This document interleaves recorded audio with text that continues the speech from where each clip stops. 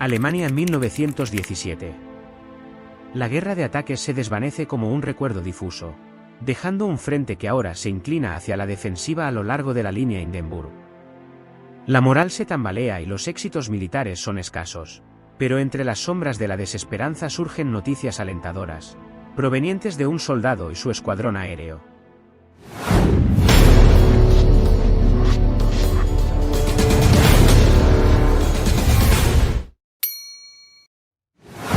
Manfred Freiherr von Richthofen nació el 2 de mayo de 1892 en Breslau, actualmente Wrocław, en el seno de una familia noble prusiana de tradición militar. Desde joven, von Richthofen estuvo destinado a seguir la carrera de las armas, siendo el segundo de 4 hijos del oficial de caballería Albrecht von Richthofen. Manfred pasó su infancia en la finca del castillo Romberg de su abuelo, donde mostró interés por la caza y la equitación desde temprana edad. Después de recibir lecciones privadas hasta los 9 años, su familia se mudó a Weidnitz, donde asistió a la escuela durante un año. Desde los 11 años, participaba activamente en grandes partidas de caza y mostraba una fuerte determinación en sus actividades. A solicitud de su padre, ingresó al Instituto de Cadetes Ballstadt de 1903 a 1908, donde demostró ser un atleta apasionado. Posteriormente, de 1909 a 1911, asistió al Instituto Principal de Cadetes de Lichterfelde, y se unió al regimiento de Ulan, Kaiser Alejandro III, en Militz en la primavera de 1911, donde logró ascender a teniente del tercer escuadrón en Ostrovo, del primer regimiento en noviembre de 1912 a la temprana edad de 20 años. En los años previos al estallido de la guerra, disfrutó de una vida tranquila como oficial, dedicando parte de su tiempo a su mayor pasión, la equitación. En 1914, a medida que los rumores sobre el inicio de la guerra se intensificaban, los soldados del frente donde se encontraba Richthofen no creían que realmente se desataría el conflicto. Sin embargo, la situación cambió drásticamente cuando recibieron órdenes de movilización. Su regimiento fue desplegado inicialmente en la frontera rusa y tras unos días, trasladado al frente occidental. Partiendo desde Diedenhofen, cruzaron hacia Luxemburgo y avanzaron a través de Bélgica, llevando a cabo numerosas patrullas de reconocimiento detrás de las líneas enemigas durante este periodo. El 1 de septiembre de 1914, Richthofen fue transferido como oficial de inteligencia al Cuarto Ejército Alemán, estacionado cerca de Verdún. Su experiencia allí la describió como aburrida, ya que después de un breve periodo en las trincheras, fue destinado a labores de mensajería. Para escapar de la monotonía de la guerra de trincheras, solicitó un traslado el 1 de enero de 1915, y fue asignado a la 18ª Brigada de Infantería el 15 de enero, esta vez como oficial ordenanza. Finalmente, después de meses de espera, tuvo la oportunidad de unirse al servicio aéreo a finales de mayo de 1915, cumpliendo así su mayor deseo. En su primer vuelo como observador, quedó maravillado por el paisaje desde las alturas y la sensación de dominar el aire lo embargó. Después de completar un curso de 30 días en el 7º Departamento de Reemplazo de Aviación en Colonia, seguido de un curso práctico de 14 días en Grossenhain, el 21 de junio de 1915, Richthofen fue asignado al Destacamento de Aviación de Campo 69. Esta unidad estaba desplegada en el frente oriental cerca de Lemberg. En agosto de 1915, Manfred von Richthofen fue trasladado del frente oriental al occidental y asignado al departamento de Palomas de Ostende. Aunque esta unidad estaba oficialmente designada como tal, en realidad operaba como el primer escuadrón de cazas del Mando Supremo del Ejército, con el propósito de llevar a cabo misiones de bombardeo contra Inglaterra. En septiembre de 1915, Richthofen solicitó ser transferido al departamento de Palomas Mensajeras de Metz. Durante el viaje en tren hacia su destino, tuvo un encuentro casual con Oswald Boelke, un teniente reconocido por sus habilidades en derribos aéreos. Richthofen admiraba profundamente a Boelke y estaba ansioso por aprender de él. Aunque Boelke inicialmente le ofreció consejos simples sobre cómo derribar aviones enemigos, su modestia y disposición inspiraron a Richthofen a ir más allá. Por lo que se propuso aprender a pilotar un avión de caza Fokker con la esperanza de perfeccionar sus habilidades. Ya instalado en Metz y tras un riguroso entrenamiento, Manfred von Richthofen se preparó para su primer vuelo en solitario. Aunque durante el vuelo cometió algunos errores que causaron daños en la máquina, su fervor por volar superaba cualquier obstáculo. Decidido a mejorar, persistió en su entrenamiento a pesar de no pasar su primer examen. Continuó esforzándose y finalmente, en su tercer intento, logró aprobar, obteniendo su licencia de vuelo el 24 de diciembre de 1915. En marzo de 1916, Richthofen se unió al segundo escuadrón de cazas en Verdún, donde comenzó a adentrarse en el combate aéreo. Su primer éxito como piloto fue derribar un avión enemigo en Nieuport. Aunque este logro le llenó de orgullo, el avión cayó en territorio enemigo, por lo que no fue oficialmente contabilizado. En el mes de septiembre de 1916, se unió a la Jasta II, bajo el mando de Oswald Boelke. Y el 17 de septiembre, durante su primer vuelo en conjunto, interceptaron un escuadrón inglés cerca de Cambrai. Enfrentándose a 7 biplanos ingleses, Richthofen persiguió a uno de ellos y logró dañar su motor, obligándolo a aterrizar cerca del escuadrón alemán. A su regreso, informó con orgullo a Boelke y sus compañeros sobre su primer derribo de un avión inglés. Para conmemorar este logro, Boelke premió a cada uno de los pilotos exitosos con una copa de honor. A partir de entonces, Richthofen comenzó la tradición personal de adquirir una pequeña copa de plata después de cada victoria aérea. Durante la cruenta batalla del Somme, el escuadrón enfrentó un periodo intenso de combates aéreos contra los ingleses. A pesar de estar a menudo en desventaja numérica, el espíritu y la confianza en su líder, Boelke, impulsaron al escuadrón a perseguir a los enemigos con determinación.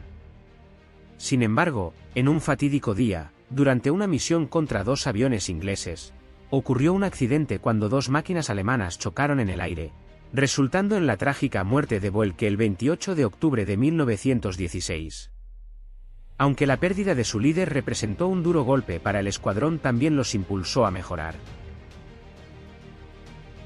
El 23 de noviembre de 1916, Richthofen participó en otra misión junto a otros pilotos. El Jasta II se encontró con el escuadrón del conocido piloto británico Lanoe Hawker, sobre Les Ars.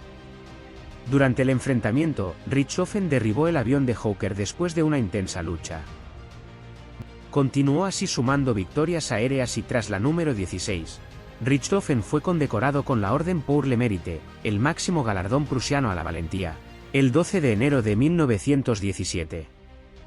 En ese mismo mes, asumió el mando del Jasta 11 y solicitó a su hermano Lothar que se uniera al escuadrón. El 24 de marzo volaron juntos en su primera misión de combate conjunta, y el 22 de marzo de 1917, Richthofen fue ascendido a primer teniente, para posteriormente el 6 de abril de ese mismo año ser ascendido a capitán.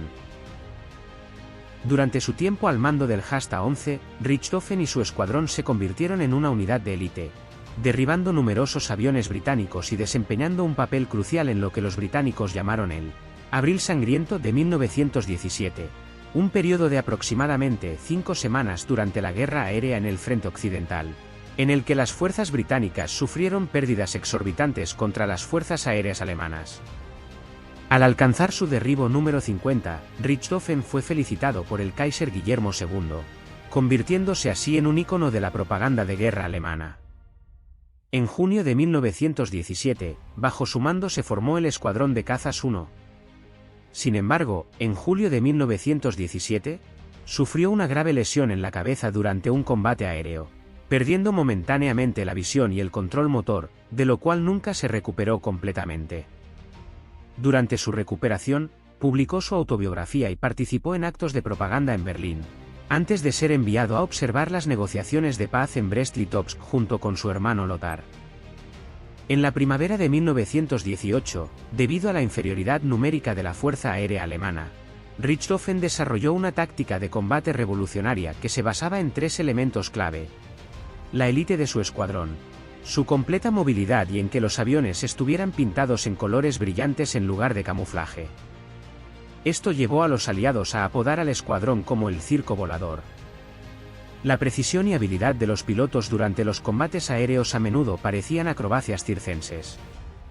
Richthofen fue apodado Barón Rojo por los británicos, aunque durante la Primera Guerra Mundial fue conocido por los franceses como el Pequeño Rojo o el Diablo Rojo. En marzo de 1918, alcanzó su victoria número 80, pero su carrera y vida se aproximaban a su fin. El 21 de abril de 1918, Manfred von Richthofen despegó con su triplano junto con otros 9 pilotos para enfrentarse al Escuadrón 209 de la Royal Air Force, dirigido por el canadiense Arthur Roy Brown. Durante el combate, Richthofen persiguió al teniente canadiense Wilfred May, pero fue interceptado por Brown. Richthofen recibió disparos de ametralladora australiana y falleció poco después.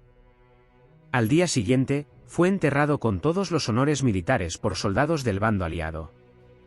Su escuadrón se enteró de la muerte de Richthofen el 23 de abril de 1918, gracias a un avión de combate de la Royal Air Force que sobrevoló la base y dejó caer el siguiente mensaje: al cuerpo de aviación alemán. El Rittmeister Baron Manfred von Richthofen murió en combate aéreo el 21 de abril de 1918. Fue enterrado con todos los honores militares.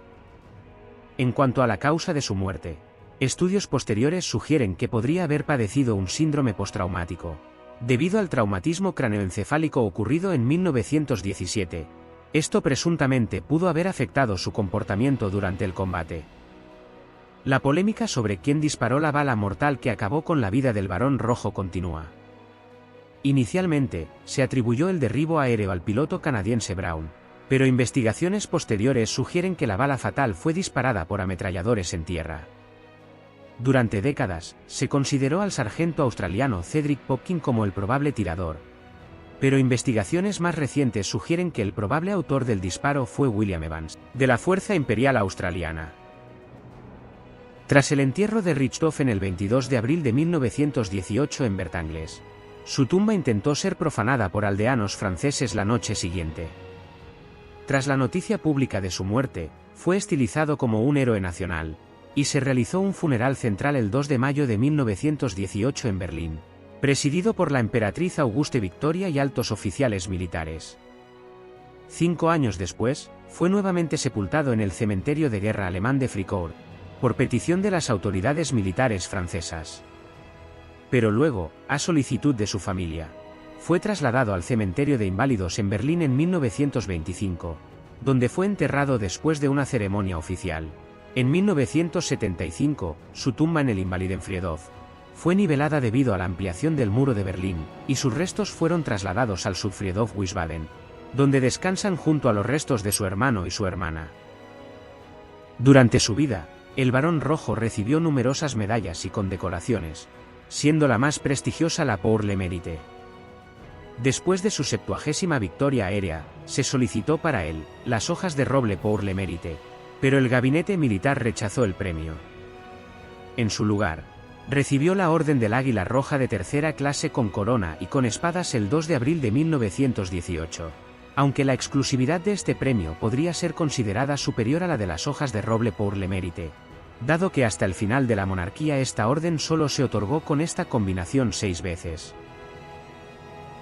Hoy en día, la historia del Barón Rojo sigue siendo fascinante y continúa siendo objeto de estudio por parte de historiadores y entusiastas de la aviación, sirviendo como un testimonio vívido de la complejidad del carácter humano en medio del conflicto bélico. Gracias por llegar hasta este punto del vídeo. ¿Qué opinas de la historia del Barón Rojo? Te leo en los comentarios. No olvides darle me gusta y suscribirte para más contenido.